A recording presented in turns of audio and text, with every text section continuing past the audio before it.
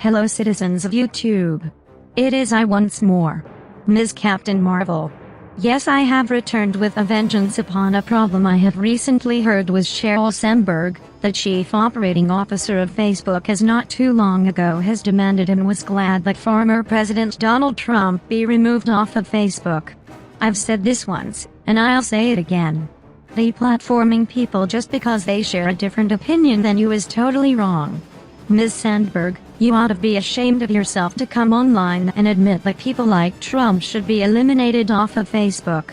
There's plenty of people who have done much worse than whatever Donald Trump said, but they're still on your website. I don't get it. Anyways, I'm going to respond to Sheryl Sandberg's interview she had on Reuters about this topic. So let's get things started. It's such an important question, Gina, and it's such a really important moment. I think we all have moments in our lives where it's such a big deal that you're going to remember where you were decades later. And I think last week was that moment. After the day was over, sat down on the couch with my fiance, Tom, our 5 children aged 8 to 16, watching the day's events and trying to really talk them through it. You know, this is not our country. This looks like something that would be happening somewhere else. You know, our country is about the peaceful transition of power. And so these events were absolutely devastating. The president put up posts we took down. And then, as you said, we did go to an indefinite ban. And that is a really big step. Yes, I do agree that what happened recently at the Capitol was uncalled for and was very un-American. It hurt me to see these Trump supporters breaking into our nation's capital like this. But however, Ms. Sandberg, how does the blame fall on Donald Trump's shoulders? I have no idea. Why did you and many people on the left have claimed it was Donald Trump? Our former president is what I can see did nothing wrong in this situation. I believe what you've did to Donald Trump was just as un-American as what took place at the Capitol, Sheryl Sandberg. And there are definitely people out there, as your question said, who think this was clearly coming. You should have banned him before. Now, we had already banned QAnon, Proud Boys, Stop the Steal, anything that was trying to organize a violent protest. But there are people who feel you should have banned the president years before. And there are people who sitting here today feel, wow, taking down the voice of a president is too far even now. Yes, taking down the voice of the president was very out there and just wrong. I have noticed the things that Sheryl said in this clip made me scratch my head. How does words like stop the steal or things related to the Proud Boys was creating a violent protest? You and many liberals have never showed or explained how did those posts rallied up violent protesters. I don't get it. Donald Trump has every right to make sure the votes weren't stolen from him, which in my opinion seemed very off. Just think about it. Would you be personally happy if your candidate lost in a very shady fashion, Sheryl? Would you be fine with elections being tampered with? Not to mention the countless Antifa and Black Lives Matter protests that ended up being very violent. Cities burned down, stores and businesses destroyed. There are a good handful of them that took place not before the nation's Capitol incident. I am sure there's terrible things that the left says about Donald Trump and police officers and any Trump supporter, however you guys keep that crap up there. It shows you are indeed a hypocrite. So why did we do it? We have clearly established principles that say you cannot call for violence. In this moment, we took down those posts that we thought might be calling for violence or were calling for violence immediately.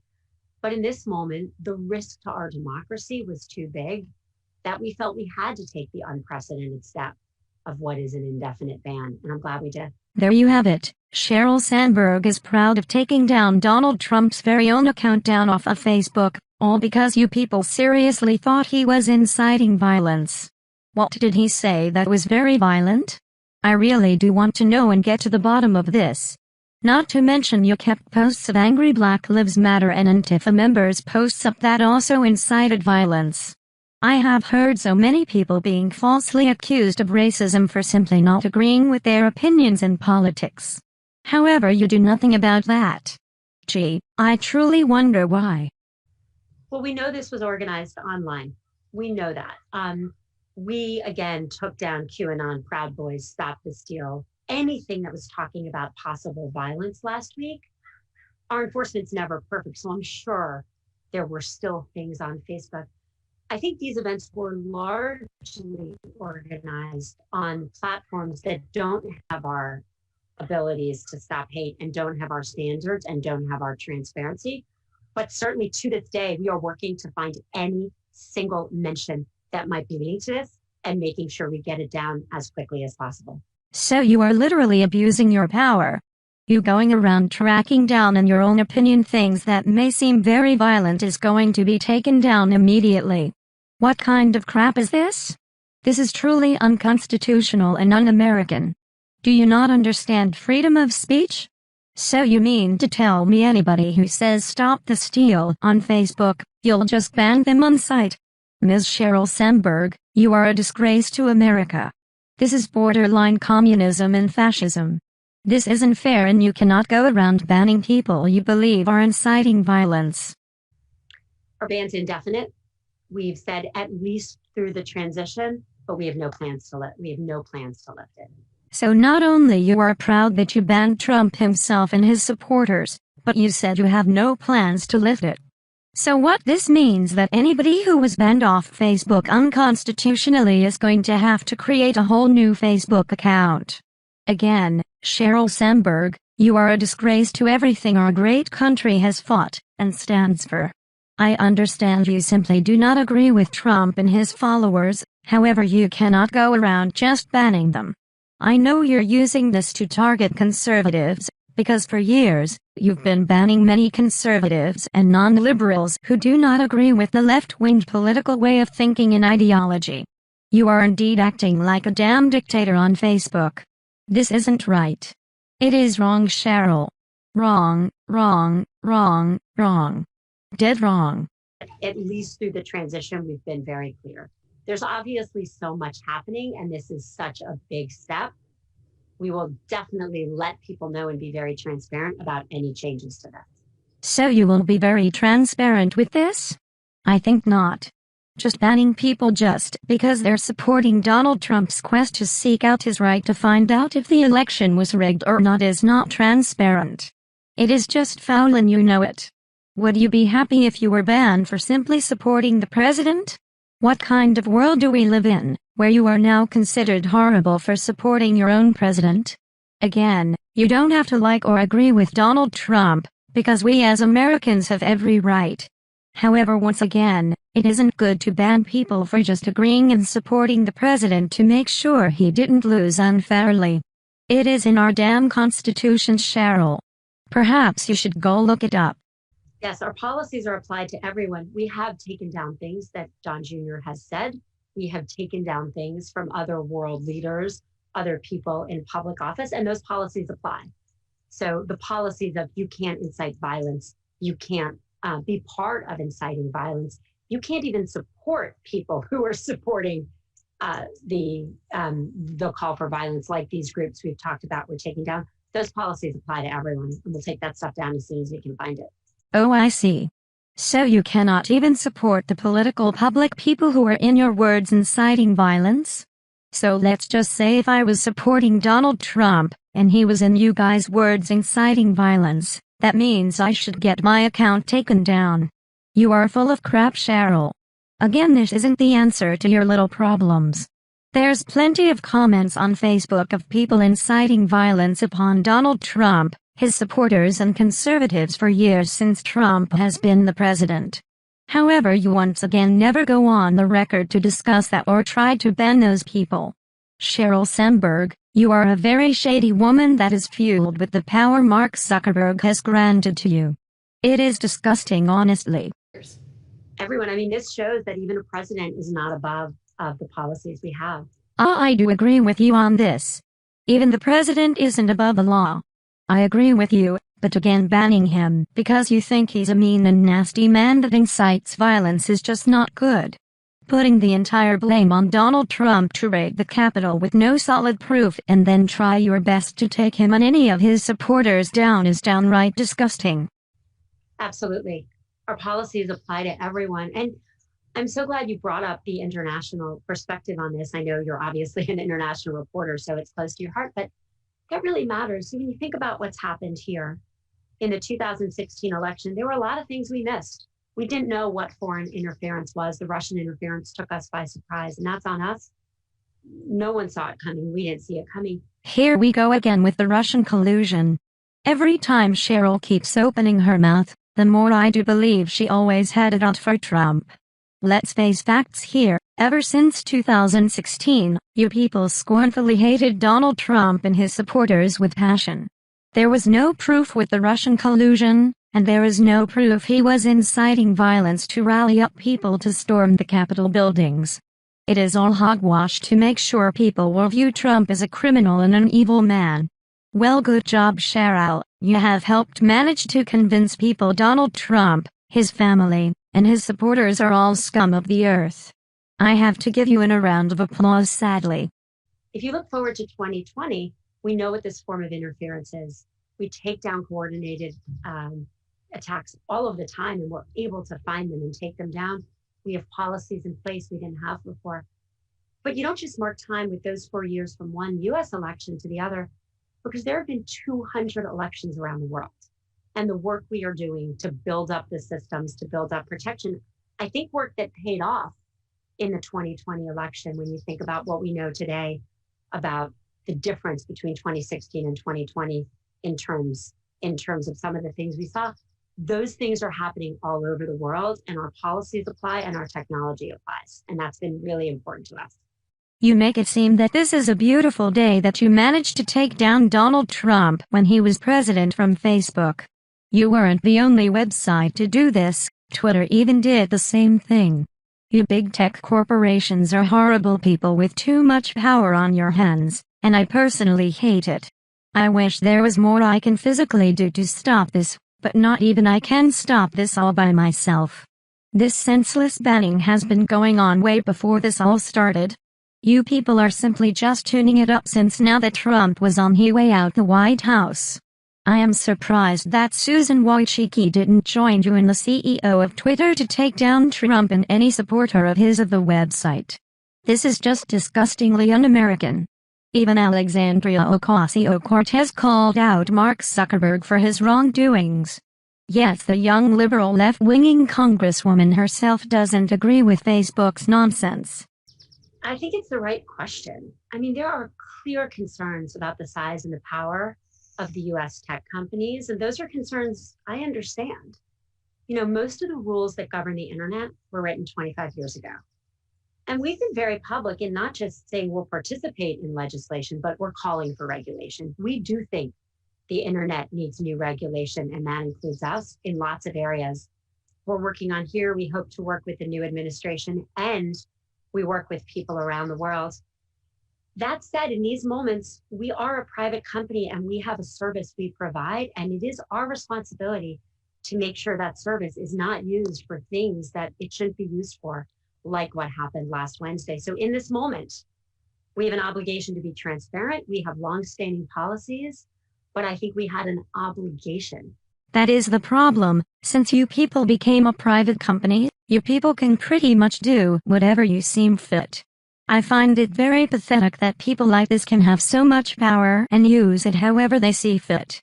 Again, it is this simple fact why many people do not like Facebook and many private online companies that use and abuse their users.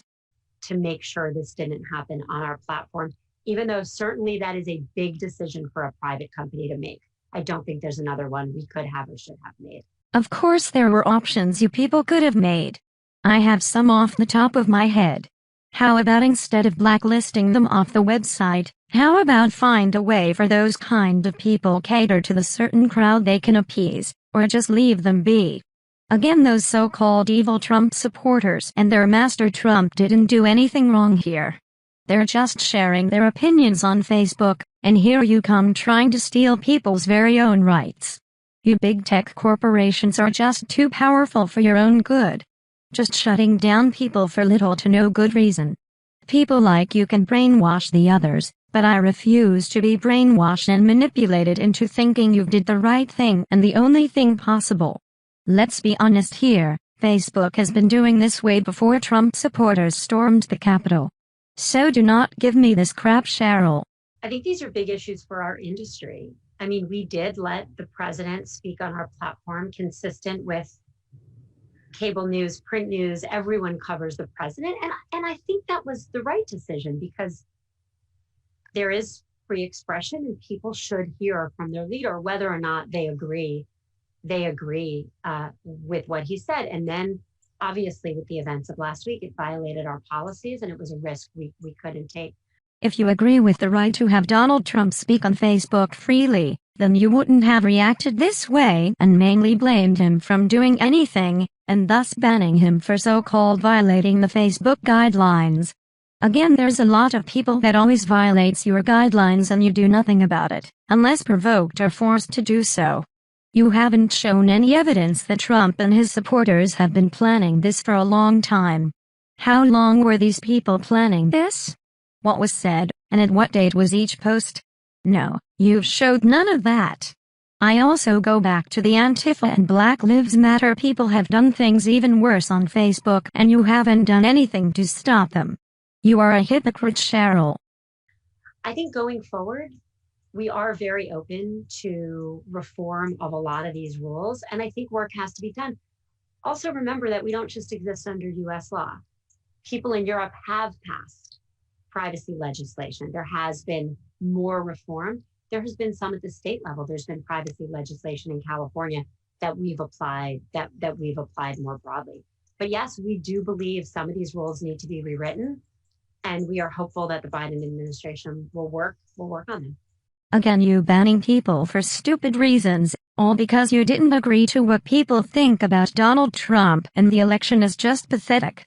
Honestly, Sheryl, you and many people like you just don't want anybody who isn't a left-leaning liberal on your site. You want a bunch of people who you can easily control and manipulate in Facebook. You also play favoritism. Some people these rules may apply, others can simply keep getting away with so many violations.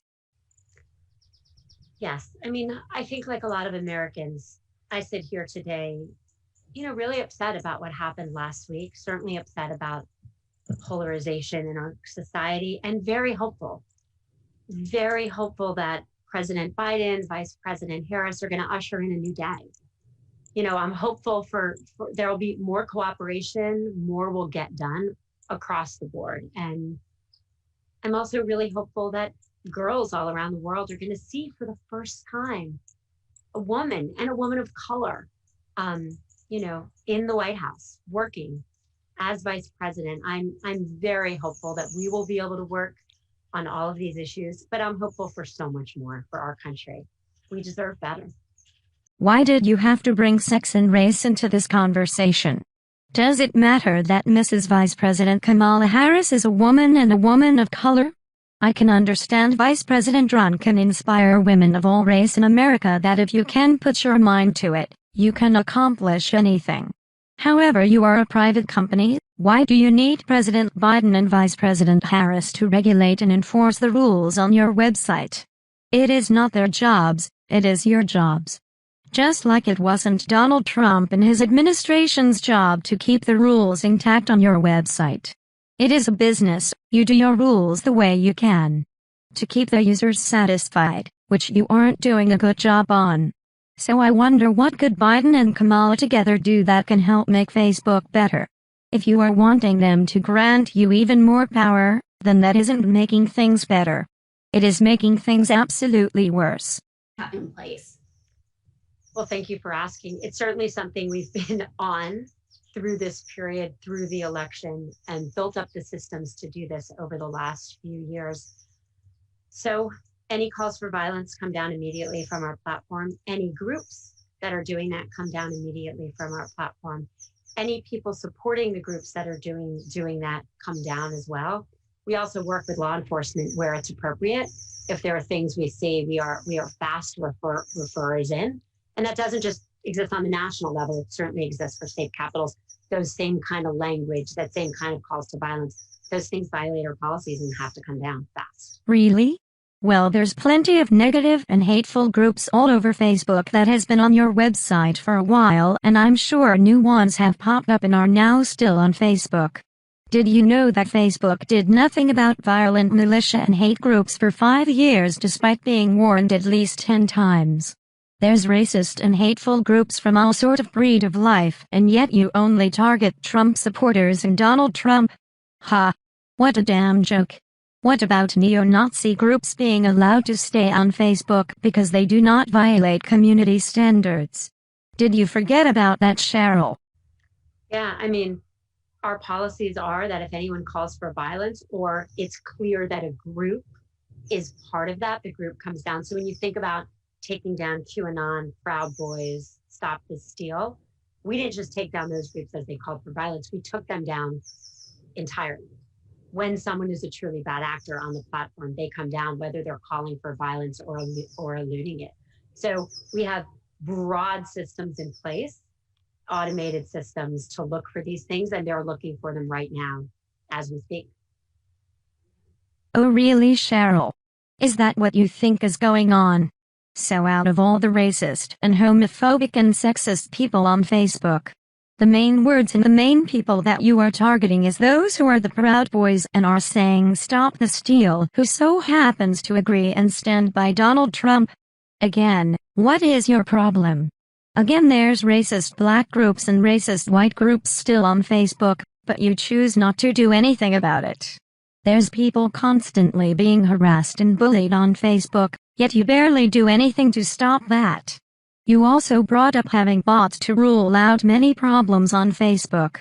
Yeah, because that's been a good tool to use. Look at how it is doing wonders for YouTube. You can get flagged down for no good reason.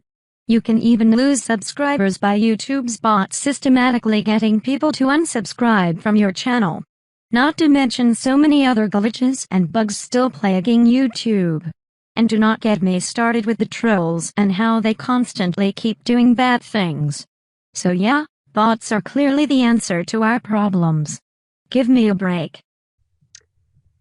Like all big companies, we've always done a mix of buying things and then growing them. I mean, it's hard to remember, but Instagram had 13 people when we bought it, right? It passed, cleared regulatory review for antitrust. So did WhatsApp. WhatsApp had 55 people. These were small companies at the time that we then bought and grew.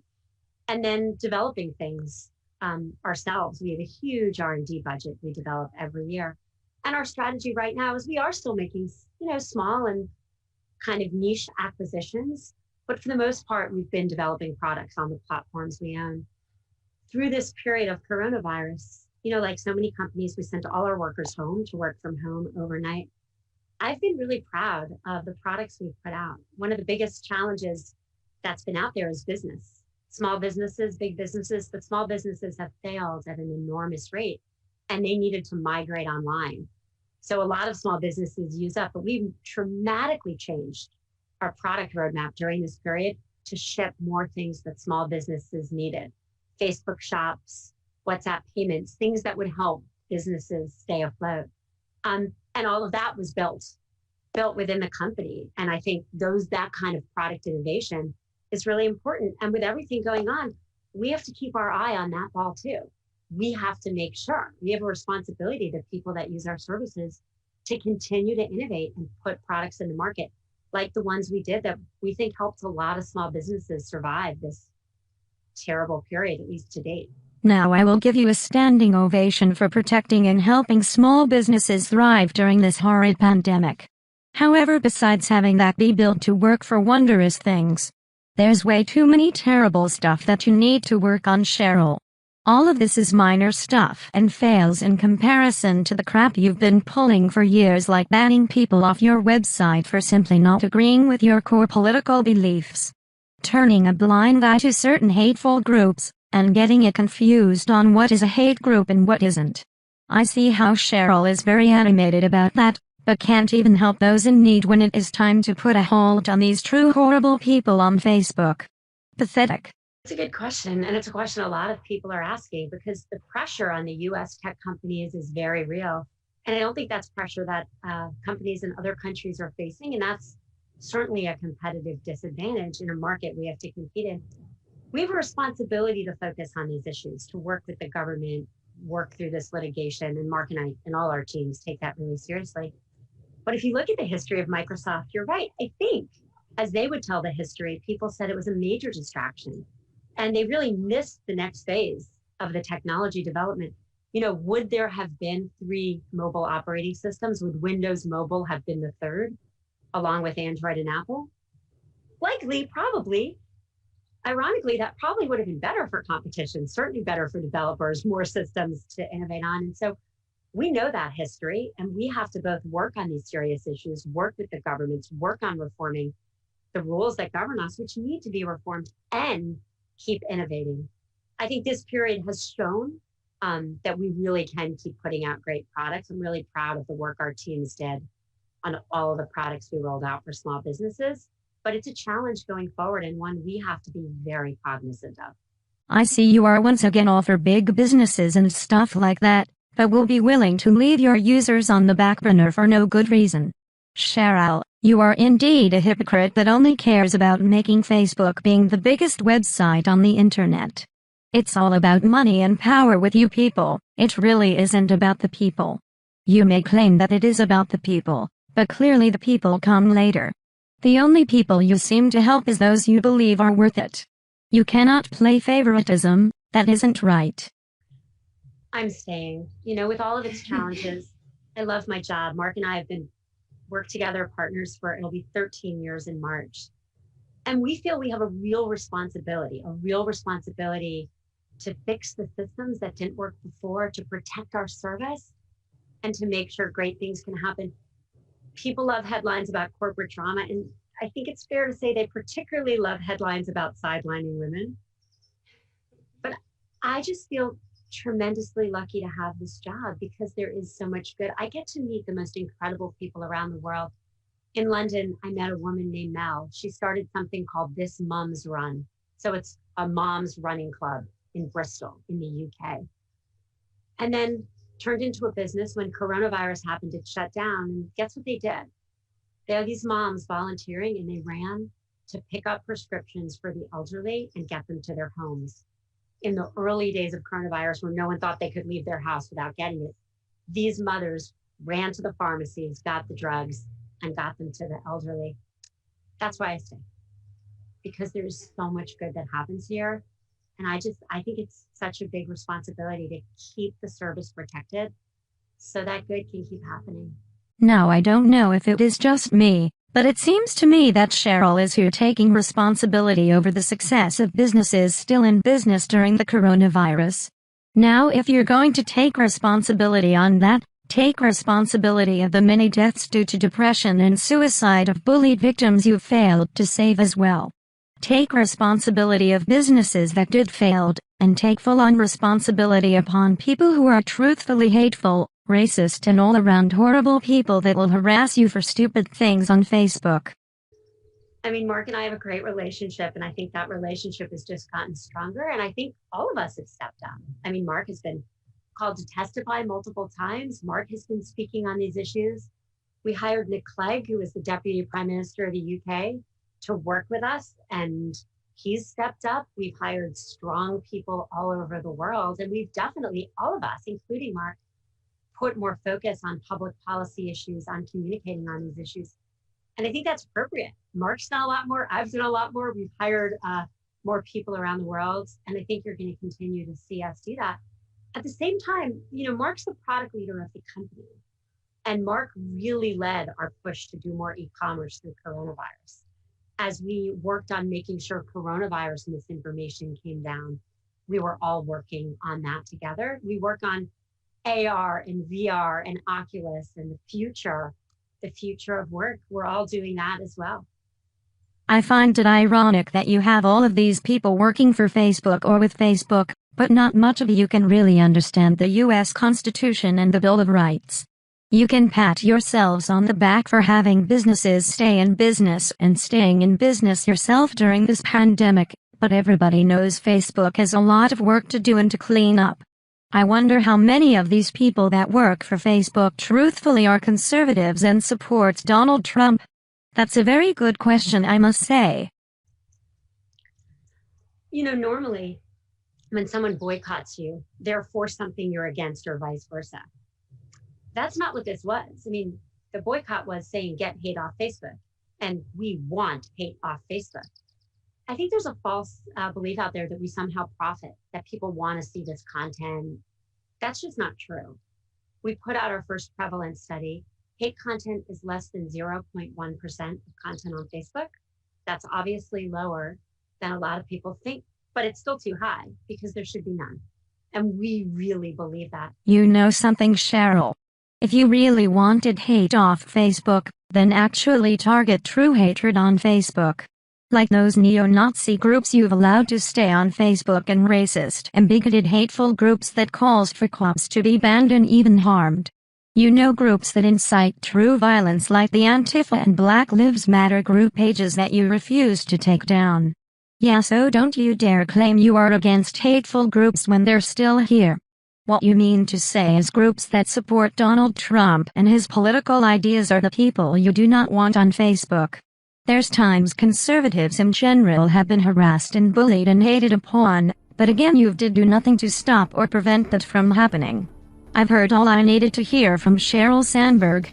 She is a liar, a hypocrite and tyrannical woman who only allows those she deems worthy to say and talk about whatever they want. As long as they're not Donald Trump or his supporters. You can even be a supporter of Hitler, and you can stay. However, Donald Trump is a major problem that so-called needs to be handled. What a damn joke.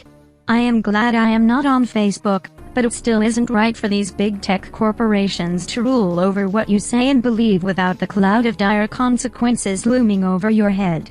This is un-American and this needs to stop. Well, that is all I have to say in this response calling out Ms. Sheryl Sandberg. Villains, expect me.